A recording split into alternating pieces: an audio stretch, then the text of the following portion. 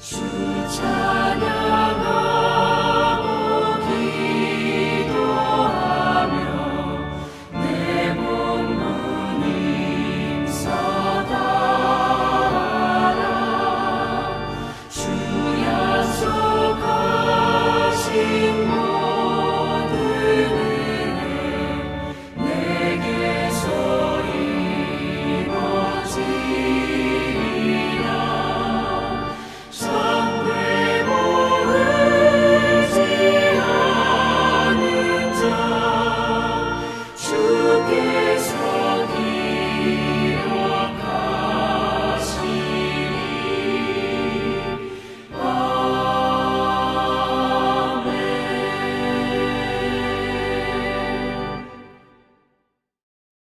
제7장.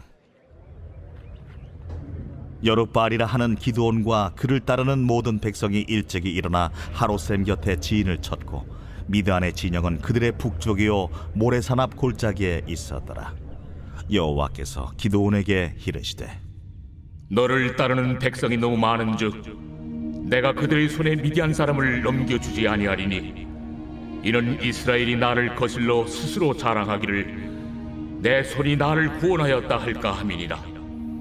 이제 너는 백성의 귀에 외쳐 이르기를 누구든지 두려워 떠는 자는 길르앗산을 떠나 돌아가라 하라.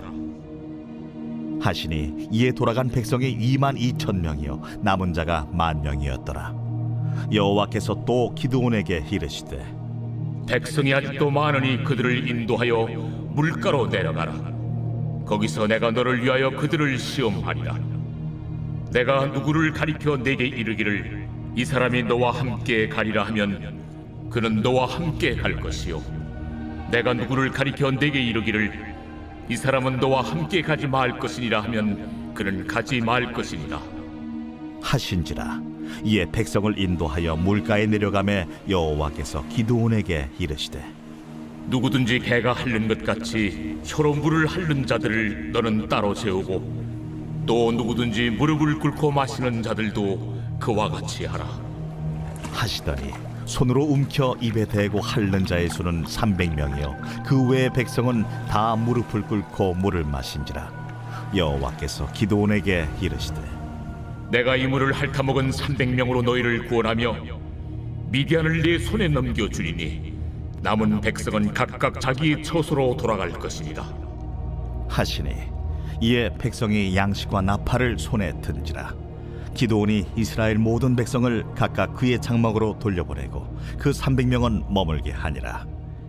미디안 진영은 그 아래 골짜기 가운데에 있었더라. 오늘은 여러분과 함께 거룩한 전쟁을 위해 주님이 선발하신 300명 이라는 제목으로 함께 은혜의 말씀을 나누도록 하겠습니다. 기드온에게는 32,000명의 백성들이 따를 때에 하나님께서 그 숫자가 많다고 그 숫자를 줄이라고 말씀하셨습니다.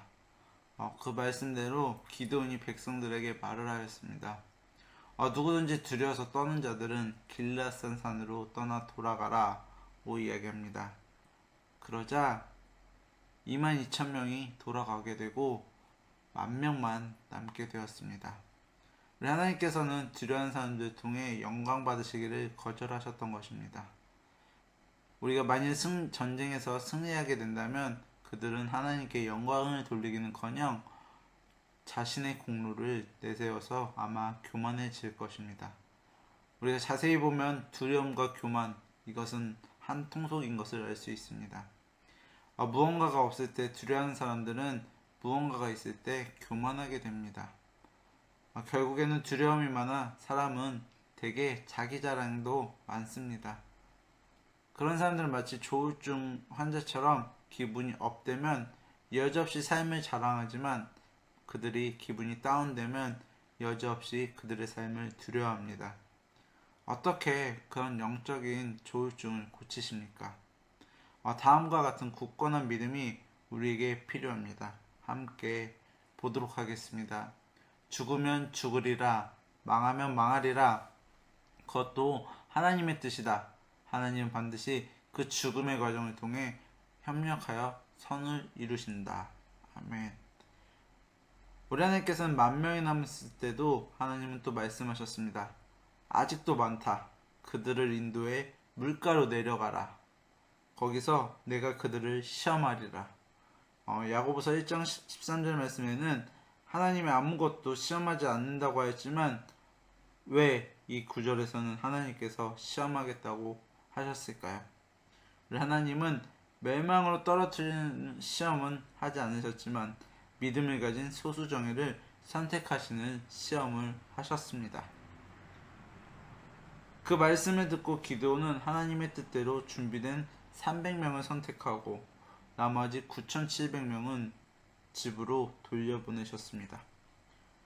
처음 모인 이 무리 32,000명과 비교해서 300명, 거의 101조 병사로서 적은 소수의 숫자였지만 확고한 목표 아래 한마음 한뜻으로 그 소수가 강력하게 결집되면 거기선 위대한 작품이 나오게 됩니다. 결국 다수의 숫자가 중요한 것이 아니라 한마음 한뜻으로 뭉친 그 소수의 일원이 되는 것이 중요하다는 것을 우리는 알 수 있습니다.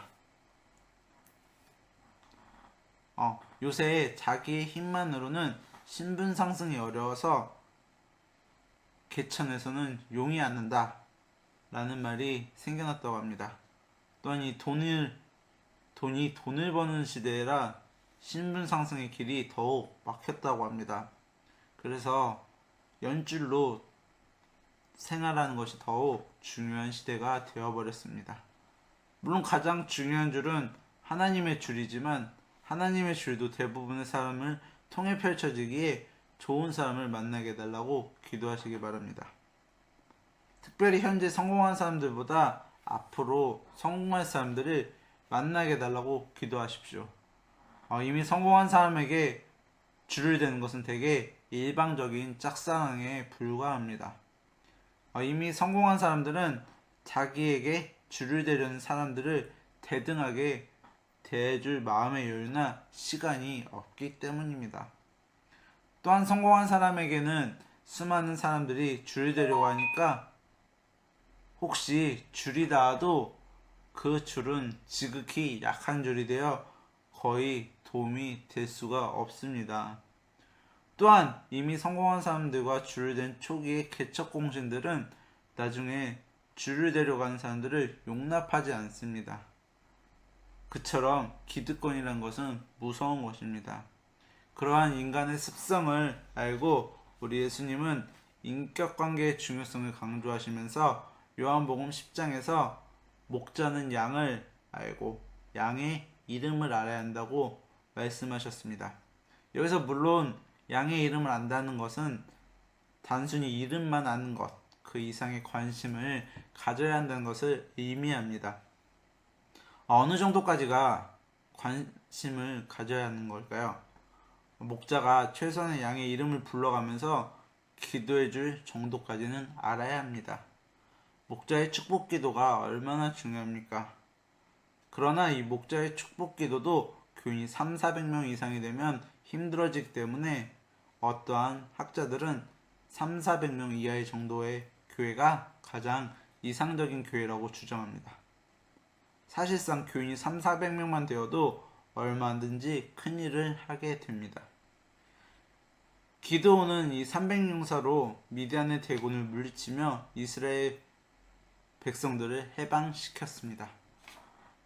우리가 창세기 14장을 보게 되면 아브라함은 훈련된 318명으로 막강한 세력을 펼친 그돌라오멜의 북방 4개국의 연합군을 물리치고 롯, 조카 롯을 구한 것을 볼 수 있습니다. 다윗도 소외된 자 400명과 함께 다윗 왕조를 이뤄나갔습니다. 그러므로 교인이 300-400명이 넘어가게 되면은 그때부터는 새로운 분립교회를 개척하여 교회의 본질을 잃지 않는 것이 좋습니다. 여러분, 교회가 너무 커지면 교회의 본질은 악화되고 목회자는 힘이 정이다 라는 생각에 쉽게 빠질 수도 있고 교회는 정치와 경영의 현장이 되기 쉽습니다. 또한 성도에게는 공동체의 비전이 잘 체감되지 않게 됩니다. 그러므로 교인이 3,400명이 넘어가면 분립교회를 개척하여 교회의 영적인 다이어트를 해야 하는 것에 관심을 두어야 합니다. 그것이 교회의 생명력과 영향력을 더 영속적인 걸로 만드는 길일 것이며 불신자들에게도 교회를 교회답게 반드시 보이는 길일 것입니다. 우리가 항상 비전이 체감되지 않는 다수의 길보다 비전이 체감되는 소수의 길을 추구하시는 저와 여러분이 되시기를 바랍니다. 여러분, 오늘 하루도 교회를 교회되게, 예배를 예배되게 오늘 하루를 승리하시는 저와 여러분이 되시기를 간절히 바랍니다. 하늘에 계신 우리 아버지, 아버지의 이름을 거룩하게 하시며 아버지의 나라가 오게 하시며 아버지의 뜻이 하늘에서와 같이 땅에서도 이루어지게 하소서. 오늘 우리에게 일용할 양식을 주시고 우리가 우리에게 잘못한 사람을 용서해 준 것 같이 우리 죄를 용서해 주시고 우리를 시험에 빠지지 않게 하시고 악에서 구하소서. 나라와 권능과 영광이 영원히 아버지의 것입니다. 아멘.